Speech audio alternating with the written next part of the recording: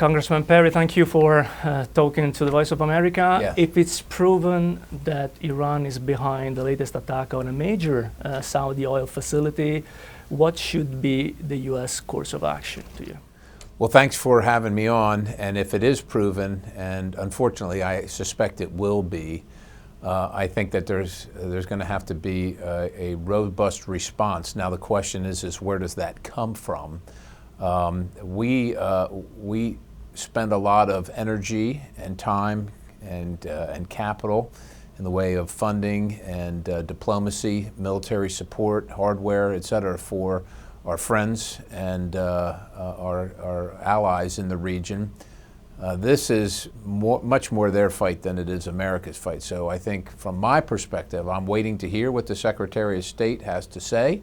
Waiting to hear, obviously, for the evidence. We don't want to rush to judgment, and I'm interested to see what the President has to say.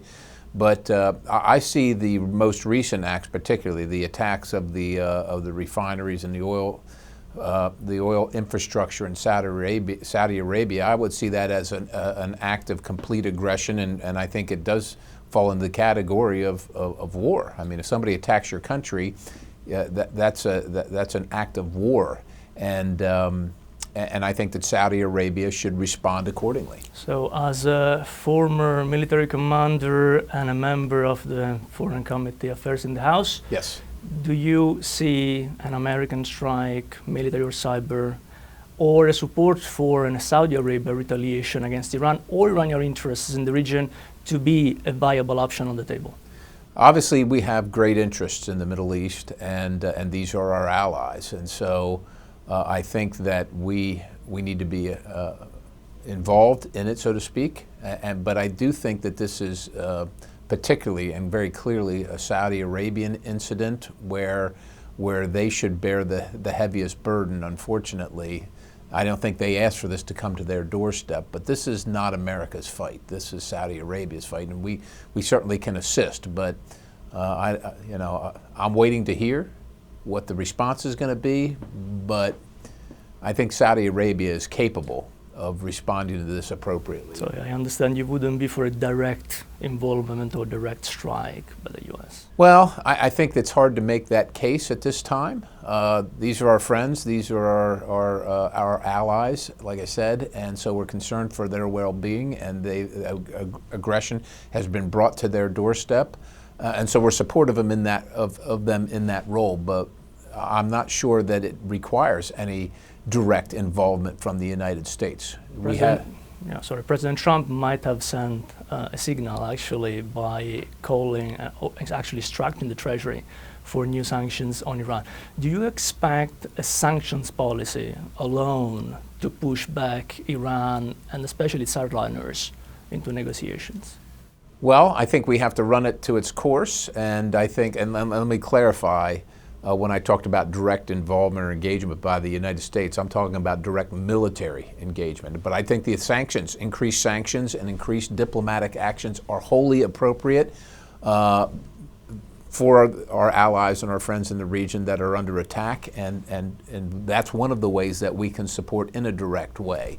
And so I think that if the President has made that choice, that is appropriate, and I think it remains to be seen whether that's going to be enough to bring Iran to the table, but I think we have some ways to go, and unfortunately this is the byproduct of it. This is Iran pushing back, and it's their way of trying to get us to relieve the sanctions on them, and we have to see how far they'll go and how far we'll go.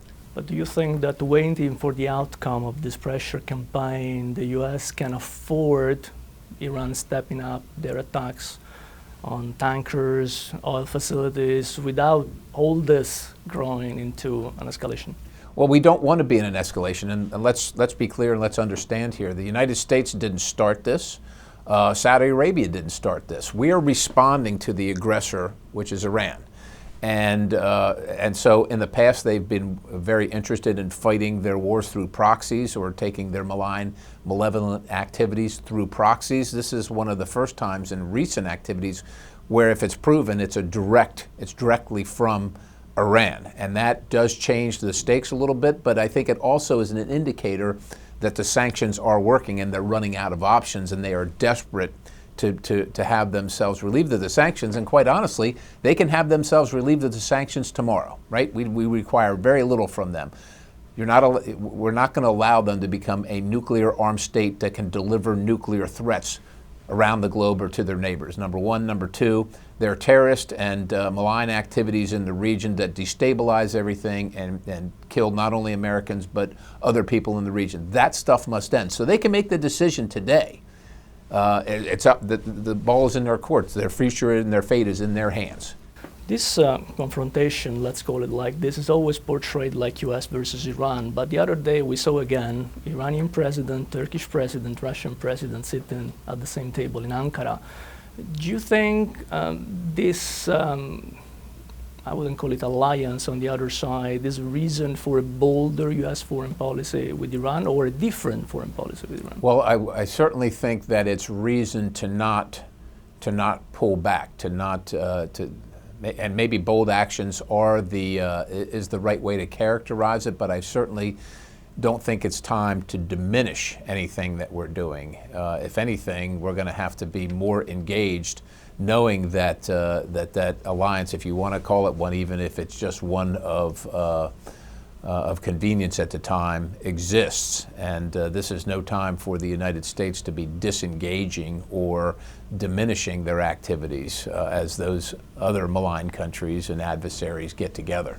Among the options on the table, there is a sort of an internationalization of the response to this crisis, like involving other countries in a maritime coalition to secure the oil sea lanes, or even calling the UN in for an investigation on the latest attack. Yes. What do you make of it? Well, I think it's wholly appropriate. The whole globe, the whole world is interested in what happens there because most countries depend on energy at some level, and of course a lot of it comes through the Straits of Hormuz and around Iran's borders. And if they're going to continue the attacks on tankers, on private facilities, on other countries' facilities, that impacts other economies and other nations. And so first of all, everybody does need to be engaged because it's in their best interest to try and solve this situation.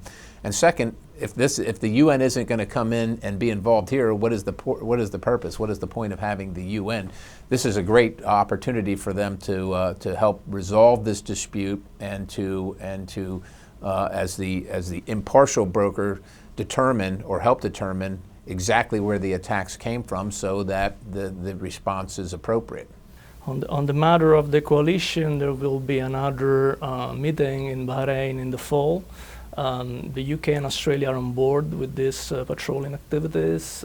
The Gulf cooperation countries could be on board in November. Do you think this would make a viable coalition? Because it seems a bit limited. Look, it depends. Everybody's got their interests, and it depends on the terms of the coalition. But it's unfortunate that it has to be in place in the first place. But this is the circumstance, and you know, you have Saudi Arabia that was interested in IPO on Aramco, which has now been delayed because of the actions here. This has direct economic impacts for the countries involved, and like it or not, many of the countries aren't even necessarily in the region, but they're still impacted. So, if they don't want their economy to be impacted negatively, then they have a stake in this as well. And I think that's what you see is that's what the driving force behind the coalition building. Congressman, thank you very much for your time. I appreciate the opportunity. Thank you so much.